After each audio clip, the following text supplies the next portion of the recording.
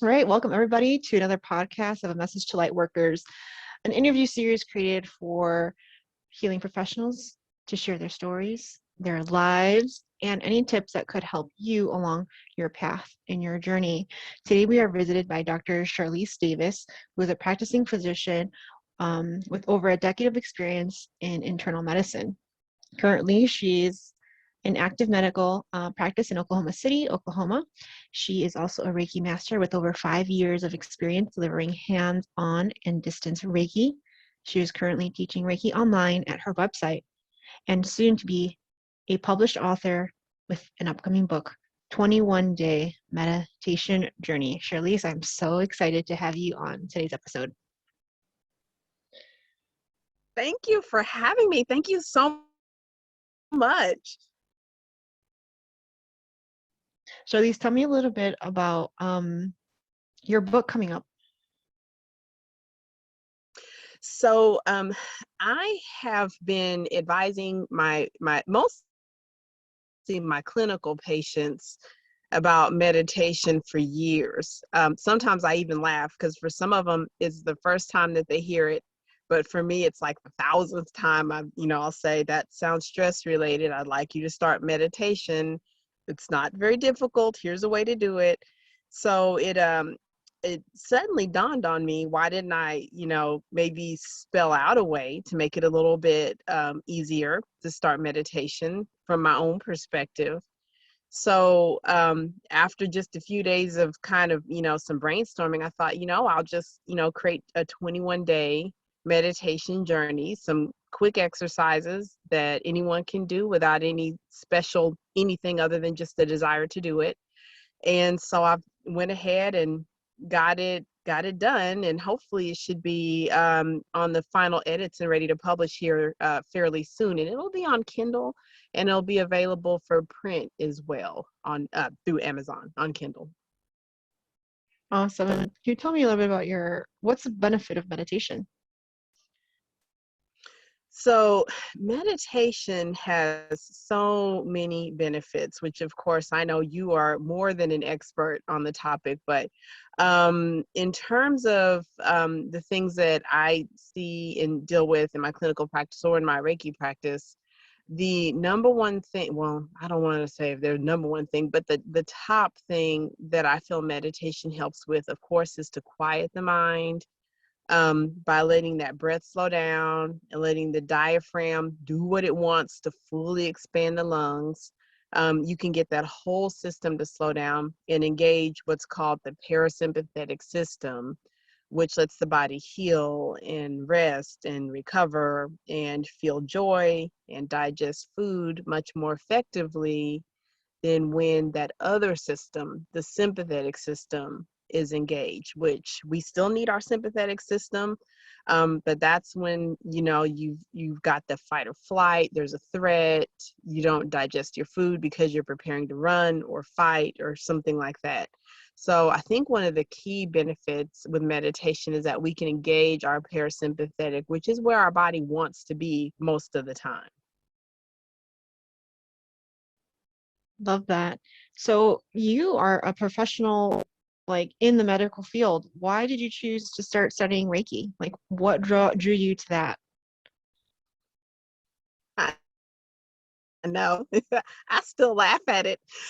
So when I learned Reiki, I had been practicing medicine for about 5 or 6 years. And prior to that, I had studied yoga. I studied yoga on my own. And then eventually I started attending a studio called Yoga Homa Therapeutics, the owner, which I think, Sarah Alavi. And one day, as I'm leaving one of her classes, she just says to me very quickly, "You should take Reiki. I have a class coming tomorrow morning." And I was like, "Yeah, whatever, let's do it." I still don't I think I had like one day to prepare. I was just like, "Yeah, let's do it. That sounds fun." So once I did my Reiki 1 training, what I thought Reiki was going to be was just a self-healing tool just for me. I could feel immediate benefits with my first level of training. I started to use it right away. I immediately felt better myself. So I thought that's where it would stop. I did go ahead and go on to the other levels of training for, Reiki 2 and as a master. but I didn't ever think I would share it or even talk about it with others. I certainly didn't think I would ever end up treating any other individuals. As you know, as a healer, that once I learned Reiki, that was quickly my thing of like, this is only for me and I'll only treat myself. That was over within a few days. I had individuals asking for help. They were in major crisis and asking for help because they knew I had studied this healing art and what was it. And it doesn't seem like Reiki would blend with a clinical practice, but it actually does. It does blend with traditional medicine very well. Great. I mean, a lot of people don't think of it that way, but I think it's mostly lack of knowledge. Okay. So this is another great opportunity then for you to share a little bit. How does it blend? How do you use it in your practice? How is that healing, energy healing, and that Western, healing kind of combining in a practical way?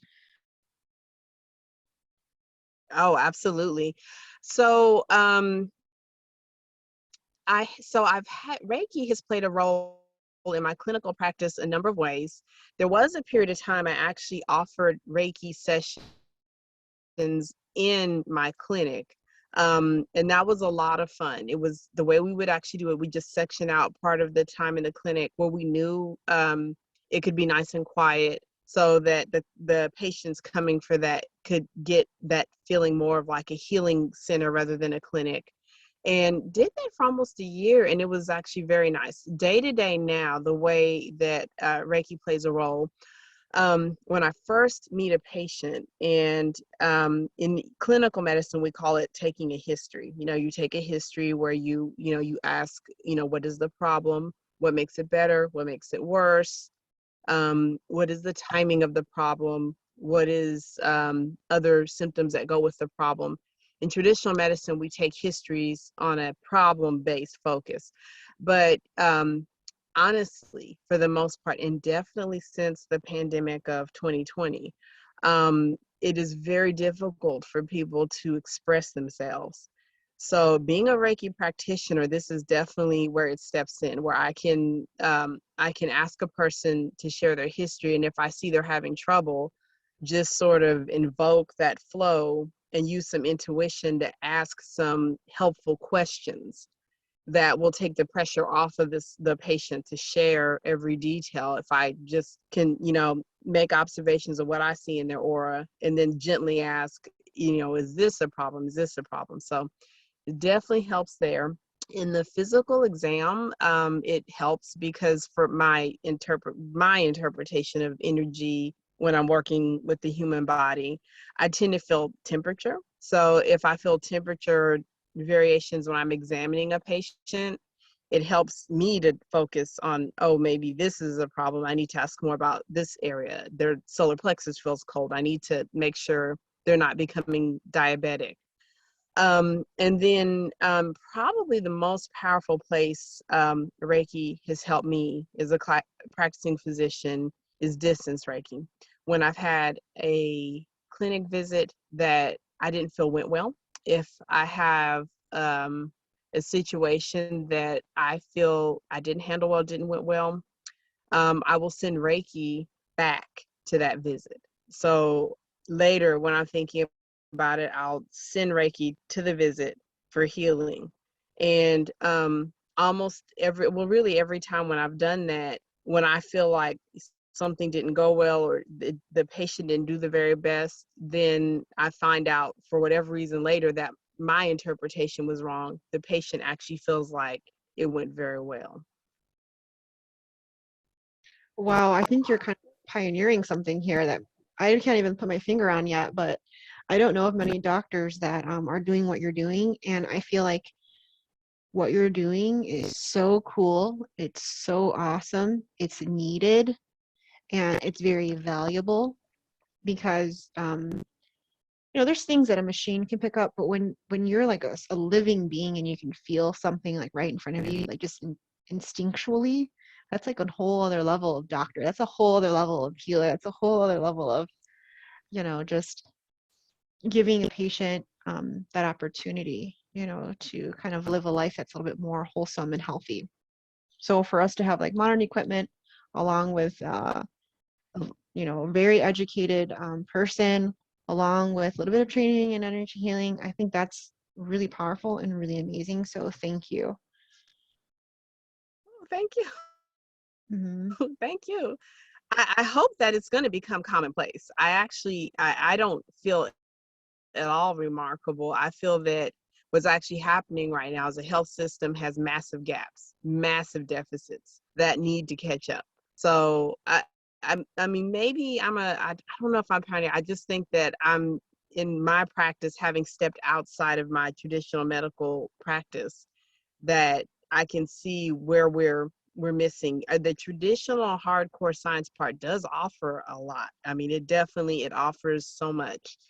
But when we're dealing with humans, we are missing big gaps in how to care for our patients by not being willing to open up to that other side of healing. So I hope over the years that changes and that it's standard, honestly. Hmm. I hope Yeah, it becomes like that's just what we do, you know? absolutely. What are some of the things, I guess, that you would like to see kind of shift and change? If you could give me a little bit more like specific stuff, what would you like to see kind of change and evolve in the industry?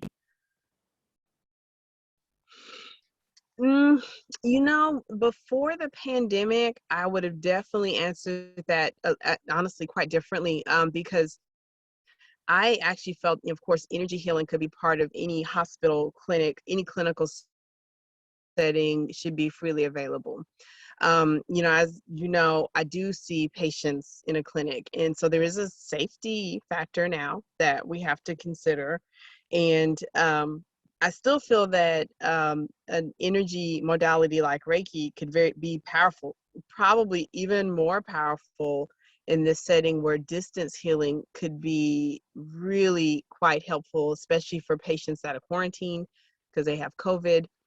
If a family member is Reiki trained and felt comfortable, if they could send distance healing, or having that kind of healing available, now post pandemic, and having that still be a standard of care, I think could be very powerful, and still keep everyone safe. I love hands-on healing, but I'll tell you, from what I've seen in my experience, of dealing with the pandemic and everything, I'm really sinking into the distant healing modality these days. I think that it needs to be emphasized much more than ever so that both parties can relax and can, appreciate that even more without worry of transmitting anything. I kind of feel like I need to acknowledge and recognize that the creators of Reiki um, kind of created a system that works throughout time. Who would have thought a pandemic, and you could still send the energy healing of Reiki to people because of the distance part of that modality, that technique. So I think that's awesome. But I kind of want to focus back onto you, and I want to ask you a question along the lines of so light workers. So the way I label light workers is anybody who is healing and bringing light onto like that darkness, right? Bringing light onto themselves, to their community, by kind of going through that healing journey. And there are a lot of times where people that are on that path kind of feel doubtful, kind of feel like it's not necessarily valued, or maybe they won't be valued for kind of learning the healing arts, or should I put energy, time, and money into learning the healing arts? Is it just something I should keep to myself? What, if you have any words, would you tell a struggling light worker?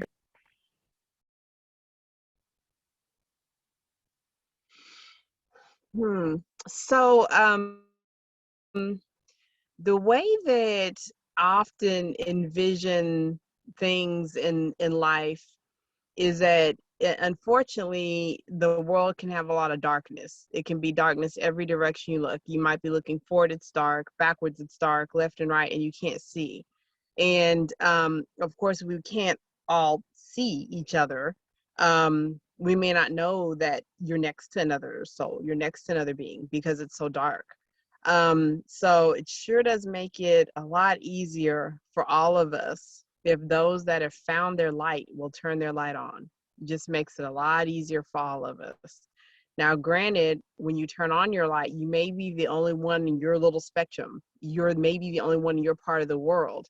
But if you're this ray of brightness in a sea of darkness, there's another soul that's way off that's going to see that, is going to gravitate towards you.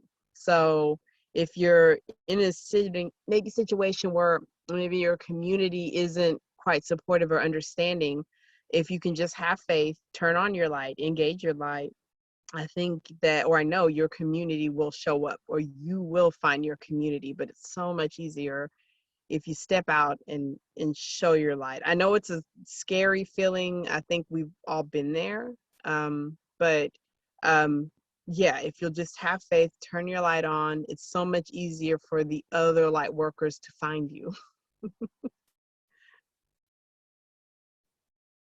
Awesome. I think this is a good time too to kind of share maybe a little bit more of like a personal story that maybe listeners can relate to. Maybe people that are in university right now trying to become a doctor, or maybe not in school at all, and they're kind of figuring out what is my next step.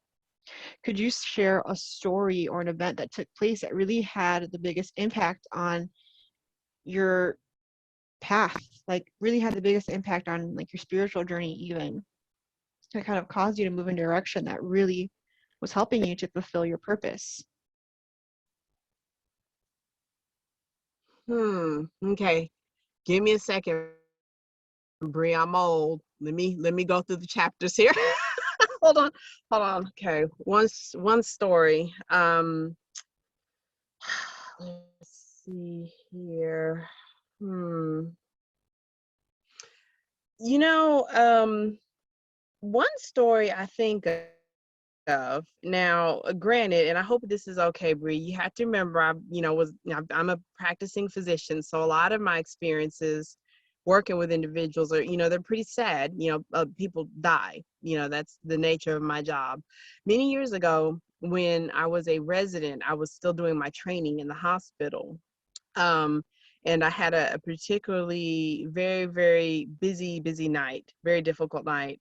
And I had a patient come in who was extremely sick, really didn't look like he was going to make it. And he was in the critical care unit. This was one time I really began to wonder about intuition and like what's beyond. So, I'm like maybe in my second year of residency. This is, many years ago.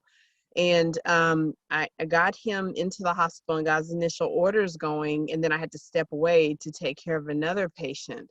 And it always sits with me. And again, you'll have to forgive me. I know it's not probably the happiest ending, but I was working with another patient and doing my assessments and everything. And suddenly I felt this stillness of like, stop, you've got to go back. You've got to go back right now. And I apologized with the patient I was with, who was, I'll be like very understanding. My pager didn't go off. I wasn't paged overhead. There was nothing that said stop. I just said, I've got to go. So I go back to this previous very sick patient. And when I get to his room, his nurses are in the room, and they have the lights off to the room, and they're using flashlights to assess his pupils. And as I walk over and we all look at each other, and I remember one of the nurses said, "Thank you for not making me call you, because we believe he's died. And I don't think I would have had the strength to call you." So so I know it's such a sad story, but I remember that sat with me, for years, that, like, what was that? I remember it was like the voice of God said, "You got to go now." And although the situation was meant to end a certain way with this gentleman not surviving, I do remember the relief of the nurses that I suddenly appeared, that I was suddenly there to help, and I didn't make them go through the step of calling me to give the bad news. So that it just always was really kind of fascinating to me, that like that intuition, which at that point I didn't know Reiki. I did yoga just occasionally. I didn't know that I was dealing with 7th chakra or 8th chakra energy, or that, that may have been a spirit guide or his spirit guide. Someone spoke in a real clear voice to take the pressure off of that staff that was already going to have something very difficult to deal with. So yeah, it's kind of good to know that even when situations don't end the way that we want, that engaging in your gifts, turning on your light, that there's a purpose and that it helps. It may not even help the way that you know, but it does, it helps some way, somehow. Very powerful story. I love that. Thank you for sharing that. Oh, thank you. Um, I guess with that, I kind of feel like when something like that happened, there's a way that you were living before that moment, and then there's a way that there's something that changed within you that starts a new experience for you and how you perceive and view the world. Could you tell me if there was anything that, and I call it a lie, right? I ask all of the people, all the guests that come on, what is one lie that you were living by in the past, or maybe that you are kind of overcoming now that kind of caused conflict? Oh yeah, that my intuition wasn't like for real and I wasn't supposed to listen to it, that I was supposed to rely only on numbers and what I see in front of me and what science can prove. Oh yeah, total lie. Yeah. Yeah.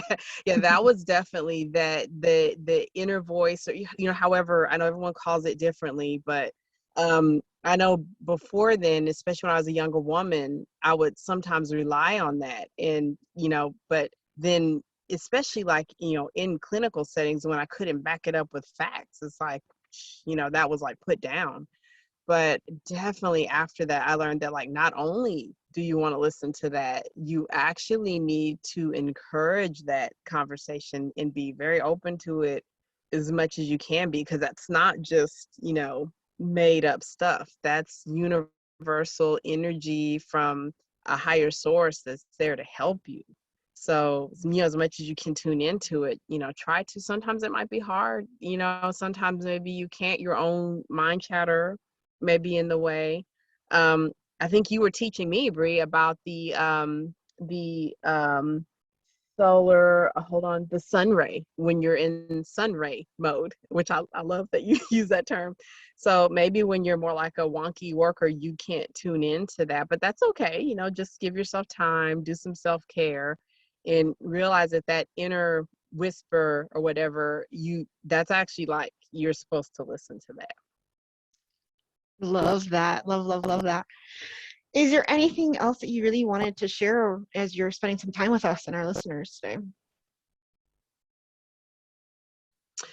I'm online. I'm at healingartshealthandwellness.com. I am on Instagram at Charlyce Healing Arts. I'm also on Facebook at just Charlyce Davis. And really, definitely, come stop by my website if you're curious. I will definitely be making it known everywhere I can on my platform once my book's ready. I'm excited for that. I'm working on some other books as well, but the 21-day meditation journey will be out soon. And I'm just so appreciative of your time. Thank you so much. It's been great to be a guest. This feels luxurious. Thank you. Yay, I'm glad that you feel luxurious. I have to ask you one more thing before we head out. And if that's Mhm. one little affirmation, if you could give us an affirmation for the whole planet to say, what would that affirmation be? What would you assign? Well, I am going to share what I've been telling myself every morning. It's not original. You'll have to forgive me. I'm sure most of your listeners will recognize this. Just for today, do not worry. Do not get angry. Be grateful. Be kind. Work hard.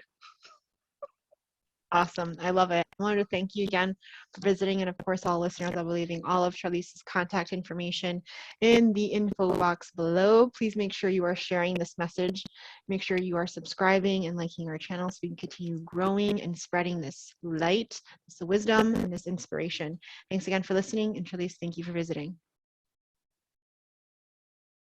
Thank you.